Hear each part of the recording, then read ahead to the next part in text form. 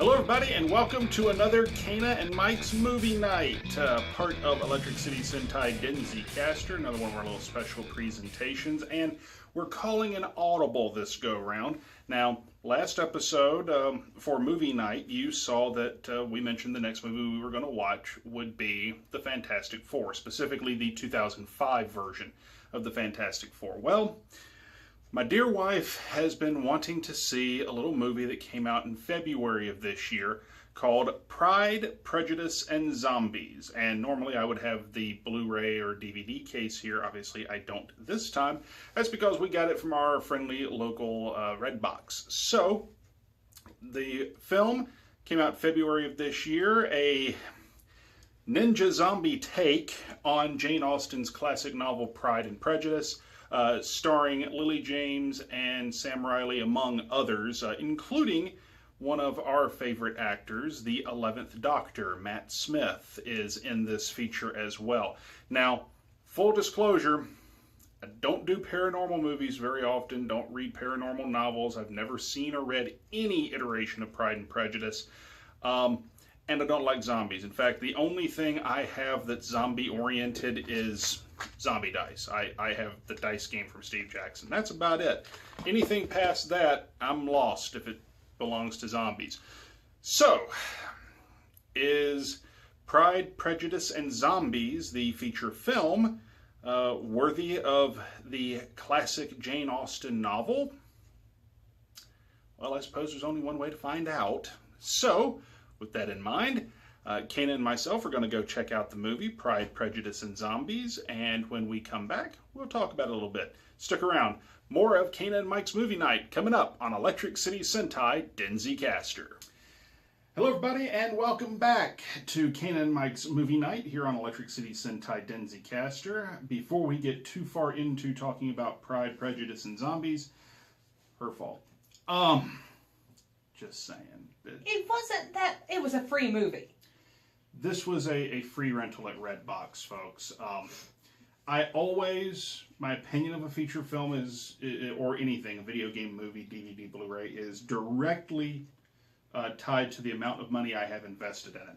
So You've invested zero. We have invested zero. So keep that in mind when we talk about the movie. Something new, because we have some technological upgrades here around the house. So I actually have a monitor pulled up next to us with information on the movie. So this sort of help us out when we're talking. This movie, as we discussed, plus tax. Let's try that again, folks. As we discussed in the opening, and I'm too lazy to edit that out. Okay. Released on February 5th of this year. Here in the United States. The movie is a British movie, I've come to find out. That was something we were wondering about. We were wondering about that. I didn't see my standard 12, though. Yeah, well. This feature film starring Lily James and Sam Riley, if I got the name right before the break. Yep, starring the two of them along with Jack Houston, Matt Smith, and a host of others. The reason we were pretty quickly able to tell that this was not an American strictly production was because he's credited as Matt Smith instead of Matthew Smith. Which he is credited as Matthew Smith in Terminator Genesis. In Terminator Genesis, which we will probably talk about a little later on this series of Cana and Mike Movie Night episodes. The film lasts about 108 hours. It has... minutes. Hours, and it felt like hours in places. No. 108 minutes. It was minutes. 108 minutes. It was less than 2 hours. Yes, 108 minutes. Like I said, it felt like hours in places.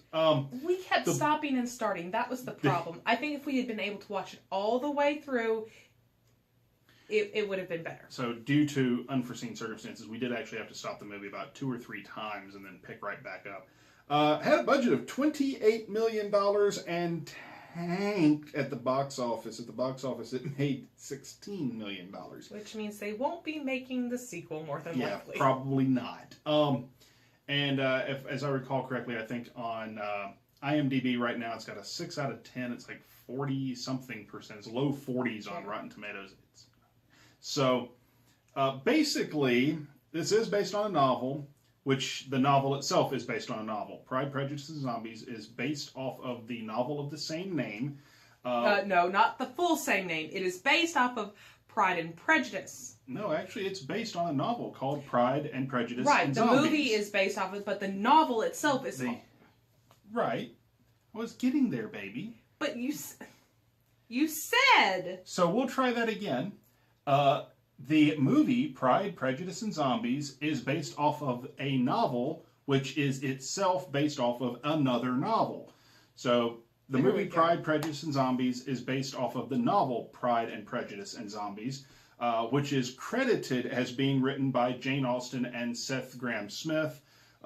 Seth Grahame-Smith is the actual author of Pride and Prejudice and Zombies, but it is a direct mashup of basically zombie fiction with the original 1813 novel by Jane Austen, Pride and Prejudice. So the movie is the cousin twice off of Pride and Prejudice by Jane Austen. It's interesting. I know nothing of Pride and Prejudice beyond this movie. That's so sad. Well, then enlighten our audience and your husband. Pride and Prejudice is like every normal girl, which I am not a normal girl, but I have seen it. I saw that. Yeah, I mean, we can see each other on the monitor. Pride and Prejudice is every girl's, like, I swear, it's every normal girl's favorite period piece. If you want... Every girl loves Mr. Darcy. Every girl wants a Mr. Darcy. I kind of want a Mr. Darcy. I got you, which is better. But, like, you got it. Sorry. Anyways. I have swords. Mr. Darcy had swords. That's right. He had a katana. He was trained in Japan. Are you going to go to Japan and get trained? Oh, no. But then again, there's no zombies here either. We should always be prepared with Well, that's why there's a rack of, like, 8 katanas over here. Anyways, so Pride and Prejudice for a girl is a big deal. There are going to be very few girls around the ages of 20, 30, and 40 that have not seen at least one version of Pride and Prejudice. Let's see. And there have been many. But it's good. Now, with this, it's a parody of sorts in a roundabout way. It really is. It's taking... It is Seth Grahame-Smith taking zombie fiction, which has proliferated popular culture here over the last several years. I mean, we are decades removed from, like, Dawn of the Dead and things Shaun of the Dead. That was a good one. Not even close. But anyway... I liked that one. We are far removed from the heyday of the Romero flicks. We are now in... the present day where it's stuff like World War Z and things of that nature. I even saw one Jerusalem in the red box, Jerusalem with a Z in it, where apparently zombies take over Jerusalem, and no. But anyway. All I can imagine now is zombie rabbis. Well, as I said before the break, the only thing I have that's zombie related in the house even is Zombie Dice, the Steve Jackson dice game, and that's about it. But yeah, it feels like it's him taking the most overused genre of cheap pop culture in the last 5 to 10 years. Yeah. And he's smashing it together with... one of the most popular novels / movies ever. Which can arguably be considered the most prolific, i.e. ripped off, romantic novels of all time. So, it was, as I'm glancing over here at our monitor, the idea was basically them taking a bunch of different fanboy characters like pirates and zombies and monkeys and ninjas. And sea monsters. They do have, it's Sense and Sensibility and sea monsters. Oh, God. And then... I want to see that as a movie. And then tying them together with public domain novels like War and Peace or Crime and Punishment or Wuthering Heights or Pride and Prejudice. So, yeah. The story of this film. The story of this film, I definitely feel my normal Pride and Prejudice film. The only difference is There's more sword fighting. There's a whole hell of a lot more blood and gore. And there's a creepiness factor that that was not there in the original Pride and Prejudice. You don't say. Well, no. Like, okay. I don't know if this would be considered a spoiler. Okay, folks.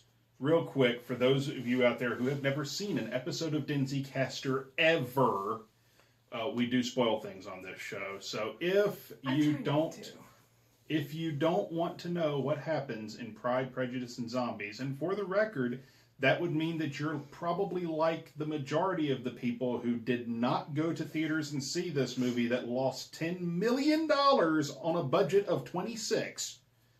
It was 28 and they lost more than they... Still, they lost $10 million, give or take, when their budget was less than 30. So, like, the zombie mommy and baby, that had a creep factor. That, I was like, ooh, that was... But then the fact that they're just driving down in the carriage, and then suddenly they go, oh... Zombie orphans! The orphanage must have fallen. And suddenly you see them all pull out their guns, and then you see these zombie kids going, ring around the rosy. I'm like, shit! No! So, the story to this film, first things first, to me, at 108 minutes, which puts this guy at about a little more than an hour and a half, even though we started and stopped, it felt long in places. Well, have you ever read Pride and Prejudice? It's a long novel. No. What part of this is the first thing I've ever seen or read that is Pride and Prejudice beyond the name. No, Pride and Prejudice is a long book. I mean, it's nowhere near War and Peace. Trust me, War and Peace is horrendous. But, I had to read it in college. Anyways, Pride and Prejudice is... That's what we're going to watch. War and Peace and Pirates? I don't think they have published that one yet, because I think they have to first figure out... They'll probably have to do it in, like, a book set, because War and Peace is an extremely long... Though I think I'd rather see War, Peace, and Ninjas. Well, we had ninjas in this one. No, they weren't really ninjas. Nah, but they had elements. They had elements, but Anyways. But no, I mean, it's going to drag, because you're basing something with a modern twist off of something that was written in the 1800s. You're thinking Edwardian romance novel. That is what this is. This is the basics for every girl's favorite romance novel. So, like I said, I felt it drug, not because it was a 21st century adaptation of a 19th century novel, because those exist that don't drag. I felt it drug because the mashup of genres here, to me, flat does not work. And I hate to say that, because in concept, it's actually a pretty cool idea. I would give you that. It is in concept a cool idea. But if you're going to have a war against zombies, I would suggest that you take a book that lends itself already to some sort of action war aesthetic. So War and Peace. Possibly. I've never read War and Peace either. But something, don't intend to start. That's right. If it looks like it could pass for the, New York phone book at one point, no. So it could be our dining room table. No. So I don't think it works here, because I think they did the best they could with what they had, because the actual novel, which I assume probably did better than the movie. How could it not? It was, yeah. But the idea was literally an editor at Quirk Books, the publisher, had the idea and gave it to a writer. So this isn't the writer coming up with the idea on his own. It's being told, hey, here's Pride and Prejudice, put zombies in it. Which I assume that... That's pretty much what they did. Yeah. So I assume at some point Seth Grahame-Smith probably looked at the editors and went, what? So But with that said, as I understand the character dynamics, as zombies are clawing at our door right now because they don't like me talking smack about this movie. Away, zombies! Away! Anyway. That's our cats, I swear. We're not under attack. You've seen the cats in some of our videos before. That is probably Morgan, the official Denzicat. She's the official Denzicat? She's the official Denzicat. She was actually in one of our first video episodes because she refused to leave the room or the couch we were recording from. Fair. But the idea to me of, as I understand it, of taking these characters and they made the archetypes work. So, for instance, Elizabeth, which is played by Lily James, is already a fiercely independent, defiant character, even in the source material. So yes. To take that concept and make her the warrior woman was not far-fetched. Yeah, is not a far-fetched concept. So something like that, they did their best to make work. And I will not fault the actors, because I think the acting was fine with one exception. I won't fault the actors. I won't fault the director, because I actually think it was a very well done movie. Now, I haven't seen zombie movie. This is literally the first zombie movie I've ever seen. No, we period. watched Shaun of the Dead. And that's another parody. I don't consider that a zombie movie. Anyway, when I say the first zombie movie, I was like the first serious Jack Frost. zombie. Anyway. Simon Pegg. And this movie, there were probably some zombie tropes in it that I missed. So I would be fairly certain if I had seen or read a lot of zombie material going into this, I would probably be sitting here going, that's a parody, that's a parody, that's a parody, that's a parody. As it was, there were some things in there that I thought were fairly original, because I have watched stuff like Buffy and Angel and a few other supernatural-ish shows.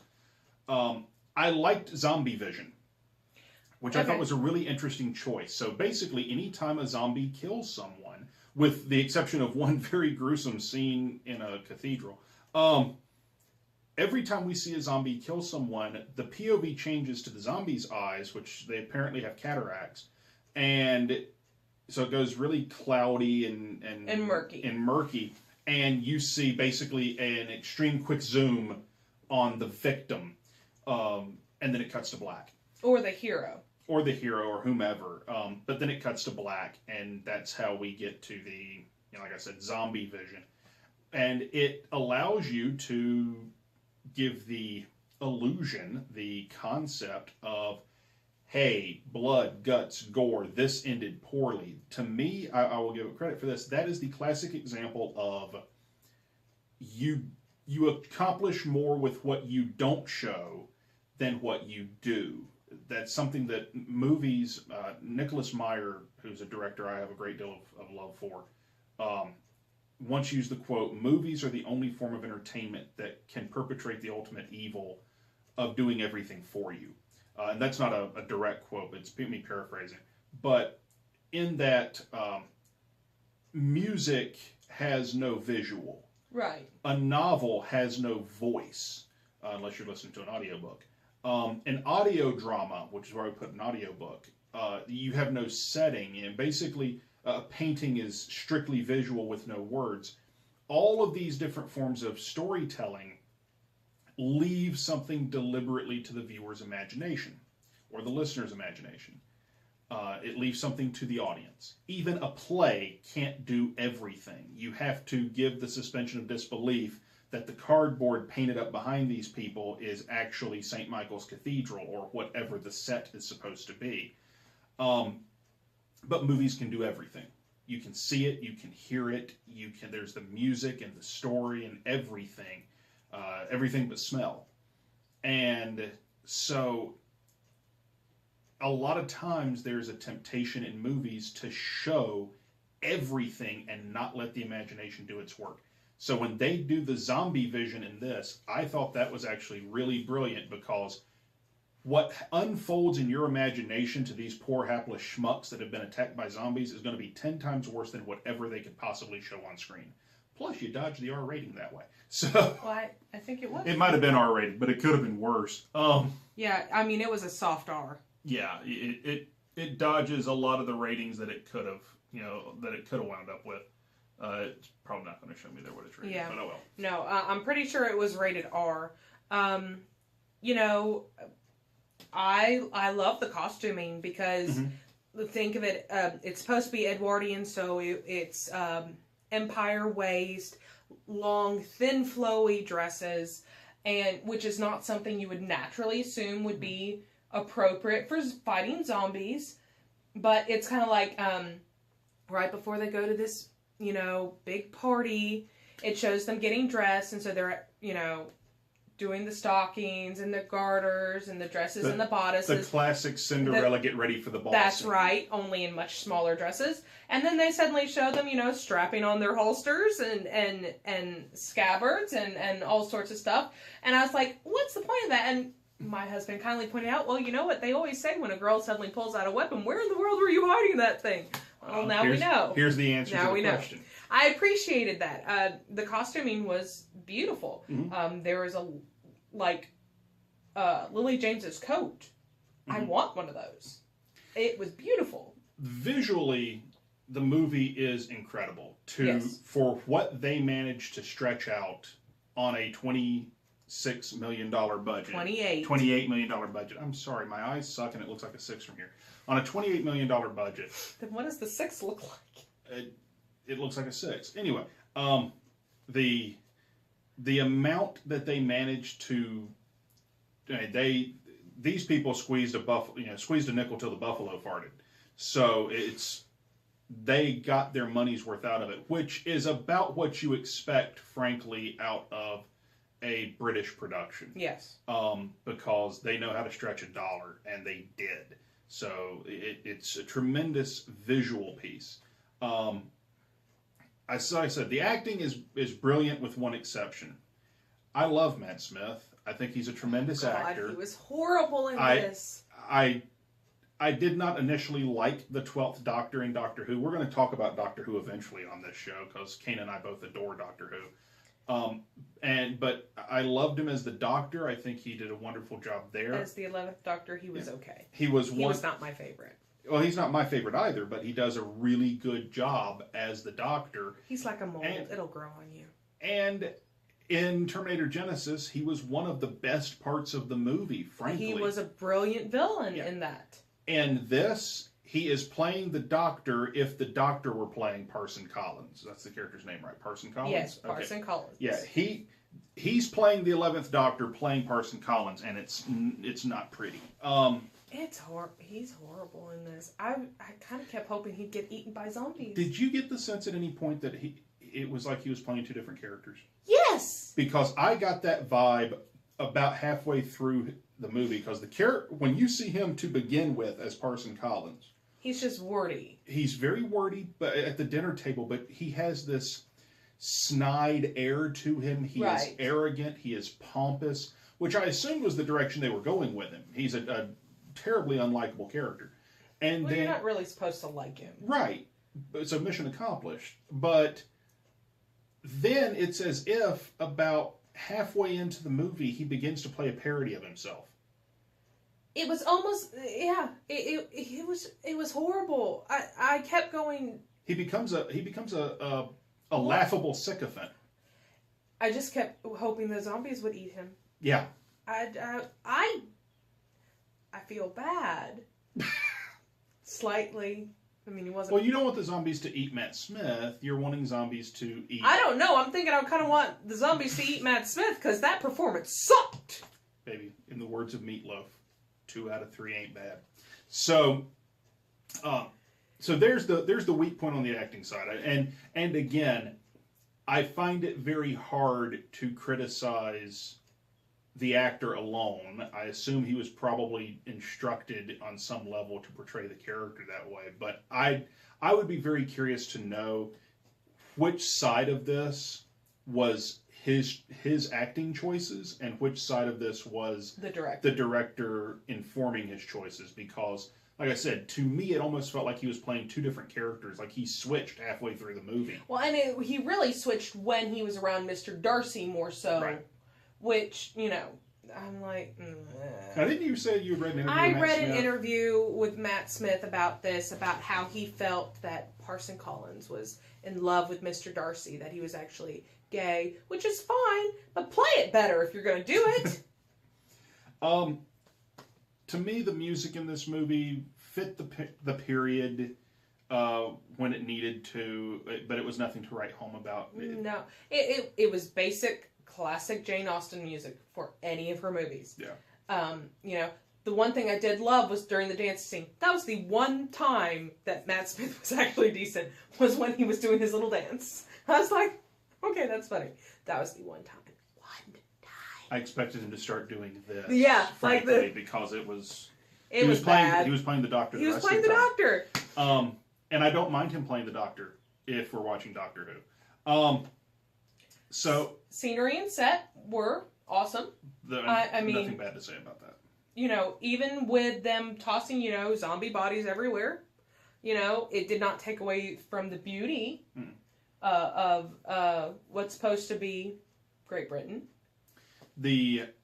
The effects, because this is Denzicaster and we talk about shows that are driven on special effects, I would consider this Toku adjacent. Technically, it's an action thriller, but the movie lives and dies by its special effects in certain places, both practical and some CG. Because if those zombies were entirely practical, my hat's off to everybody. I think there was some CG enhancement in some places. Yeah. Which is the way, to me, CG should be used.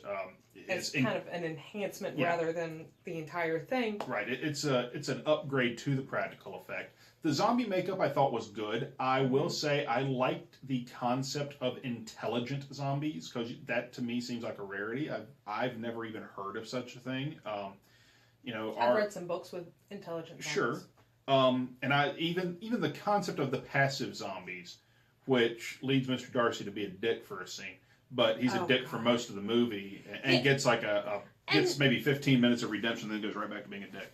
But well, not only does he get his 15 minutes of redemption and then goes back to being a dick, he gets the girl in the end too. Yeah. So it's almost kind of like it's pointless that he got his redemption because he got the girl in the end. He can be a dick and still get the girl. Well, it's Edwardian England. I guess it's part of it's the time frame. Yes. Let's teach our young ladies right now, even with this zombie movie, that if you're a dick, you'll still get the girl. And girls should accept men when they're dicks. No! I don't think anyone actually believes that, sweetie. Did you see the box office on this movie? Yeah, but have you seen the box office on any Pride and Prejudice movie? I'm pretty sure every girl who goes in there and watches Mr. Darcy be a dick is like, I want Mr. Darcy. I think there's a... Yeah, but there's a fantasy to that I don't think anyone actually necessarily sits down and goes, oh my god, I want that. I think there's a certain fantasy towards a different time. We're right back to Disney saying that Stockholm Syndrome is okay, and that if you lie and steal, you'll still get the girl. You know. So anywho, sorry. And I will say this: the fight scenes in this movie, the choreography, struck me as better than passable. It was not the best I've seen, but it could have been worse. It was nowhere near laughable. So, I mean, they accomplished what they were trying to accomplish, and it looked good. So I would give it that. Like I said, it could have been a whole hell of a lot worse. Final thoughts, and I think we've beat this like the proverbial dead horse. Speaking of which, there was a dead horse. There were a couple of dead horses. Several. But anyway. I feel like we're trying to hack this zombie apart. Yeah, well, go ahead, sweetie. Okay. Final thoughts. For what we paid for it, it was a decent rental. Will we buy it? No. This is not going to wind up on the shelf, folks. No. My final thoughts. I kind of want our free rental back. It was, for what it was entertaining. The problem is what it was doesn't work. At least not on film. The book might be different. The book could be wildly different. I'm speaking, and anyone out there who is a fan of Pride and Prejudice and Zombies, the novel, please do not come to our studio with pitchforks, because one. Bring torches, though. We'll have a bonfire. Yeah, she has a bunch of marshmallows. But don't pitchfork us for that, because we're not even talking about the book, just the movie. Like I said earlier on, to me, it is a flawed concept. The movie was flawed from Jump Street. The idea of taking a Jane Austen romantic novel and shoehorning in the action thriller zombie genre just doesn't work. You could do something like this, but you need to have you need to have something that lends itself. The source material has to lend itself to the idea of the zombie genre. You know what I think would have worked better off of their short list of shoehorns? Pride and Prejudice and Pirates. Because there is a romanticism to the high seas. Yes. That does not exist in a zombie flick. Well, that's why they have Sense and Sensibility and Sea Monsters. They could have done 2 pirate movies, is all I'm saying. But that notwithstanding, I will not fault the actors. I will not fault the direction, the cinematography. I'm going to fault the writing pretty much entirely, and a flawed concept. It doesn't work. Yeah. It's broke. So, your rating? Cell phones up. Yeah. Dos cell phones up. I don't know that I said cell phones in Spanish or not. Probably not, but... Really? Dos teléfonos. Not good. 2 cell phones up. This movie pass was... it. Yeah. Just pass it by unless you want a good nap. It was, like I said, you got a free Redbox rental, and everything else is sold out in the machine. There is a part of me that kind of wishes we'd have gotten Jerusalem, because we would have known going in that one was bad. I don't know. You were all hyped for Matt Smith. I was, and he sucked. Though I will say, we forgot one thing. Elizabeth Bennet catching the flies. Okay, so the movie has some cool scenes. It has moments. Most movies do, but so if you have to watch just a scene of this movie, what scene would you watch? If I was going to watch just one scene out of the entire movie, the only scene in the movie to me where the romantic source material and the action thriller nature of the movie worked would be the first time Darcy proposed to Elizabeth. Agreed. Where there's a scene where he proposes and she rebukes him, and then they start fighting. And it turns into a massive fight scene. Sort of a comedic one in places, with a lot of sexual tension behind it and such. And especially when buttons start popping. Yes, and that is something that is not unheard of in an action flick.